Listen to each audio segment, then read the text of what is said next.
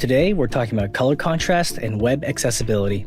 Whenever you create content, it's important to think of everyone who may want to watch it, including those with disabilities. Luckily, we have the Web Content Accessibility Guidelines, often referred to as WCAG 2.0, to provide a single, shared international standard to ensure that web content is accessible to all. According to the World Health Organization, there are more than 215 million people who suffer from some form of visual impairment alone.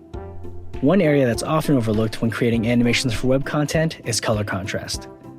This web content generally refers to visual information that's posted on a web page or application, like text, images, and video. All pretty important things to help tell our story. According to the guidelines, the contrast ratio between text and its background should be at least 4.5 to 1 in order to meet the minimum conformance eligibility level of AA, to look like this. This ratio becomes less prominent with larger fonts since it's easier to read at lower contrast.